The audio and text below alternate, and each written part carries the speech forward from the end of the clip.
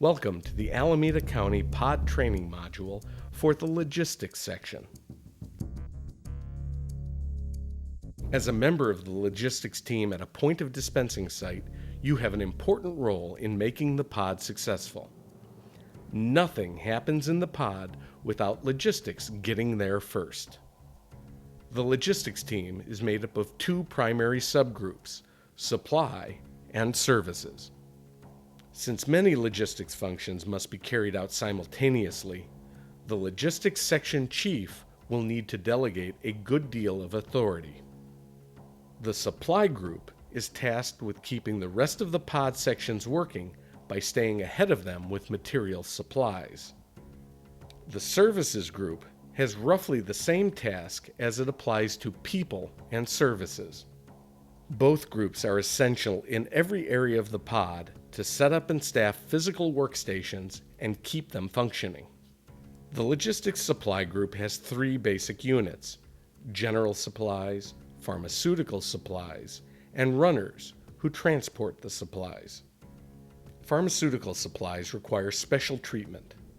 Medications need to be tracked closely to comply with pharmacy laws and practices. Many of them also require refrigeration or temperature control. And of course, in an emergency, medications become even more valuable and require a certain amount of security. Since the pod revolves around dispensing medication, managing pharmaceutical supplies is a critical responsibility. The pod can continue to fulfill its mission if it temporarily runs low on any other supply, but not medication. The general supplies group is in charge of all other materials that make the pod work. They must receive, store, and stage a wide variety of supplies. Experts in inventory management are good people to have in the supplies group. The runners, of course, have the responsibility of safely getting the supplies from the staging area to the pod units. The other group in logistics is the services group, providing support in four areas: personnel, communications and IT, food service, and maintenance. The logistics personnel unit handles all staffing needs in coordination with planning. This may include checking staff in and out. As staff arrives, they'll be asked to complete a volunteer registration form. Based on their skills and credentials, the personnel unit leader will assign staff their positions. Once people are assigned, they're given a vest, name tag, and job action sheet. The personnel unit also handles training and ensures completion of paperwork, such as the disaster service worker documentation. Future shift staffing needs and demobilization should be coordinated with both planning and command. The communications and IT unit has the responsibility of setting up and making sure that pod communications and computer equipment are in place and functioning. This probably means a lot of batteries and recharging, as well as hardware, software, and connection troubleshooting. Communication is essential and not always easy to maintain. Fortunately, there are many communication options typically available, and the communications unit should make sure they always have a plan B.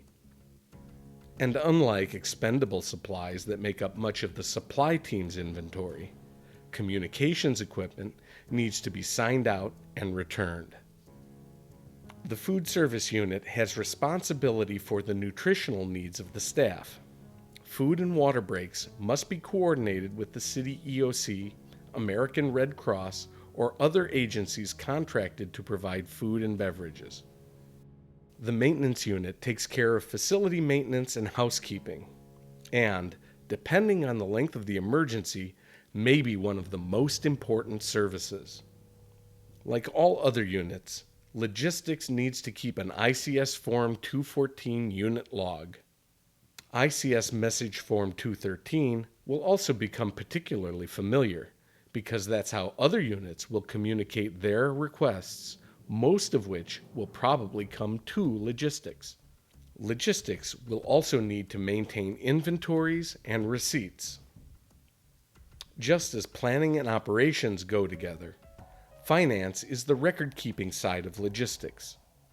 All inventory lists and receipts will need to be passed to the finance section. In addition to the obvious areas covered by supplies and services, the logistics section is also responsible for first aid. First aid kits fall under the supply group, while first aid providers fall under the services group. Ambulances or other transports from the pod to clinics, hospitals, or other treatment sites are logistics responsibilities. Depending on the need, the logistics team might need to appoint a transport officer to oversee this. Pod security will be provided by law enforcement, who'll coordinate directly with pod command staff. If an ICS emergency required supplementing the police with private security, acquiring security guards would fall under the logistics services group. When the demobilization order comes to close down the pod, logistics will supervise the breakdown and repacking of all equipment and supplies. Logistics is then in charge of transporting and returning all equipment and supplies to their original readiness. And before the doors are closed, it's the logistics team who ensures that the facility is cleaned and returned to pre-event conditions. From the moment the decision is made to start a pod until the facility is returned to its pre-event status, the logistics team is working. The pod depends on you, and your continued good humor as well as service impacts everyone. Thanks for your extra effort. This pod video training series is brought to you by the Alameda County Public Health Department, Office of Public Health Emergency Preparedness, in collaboration with Applied Creative Training, Inc.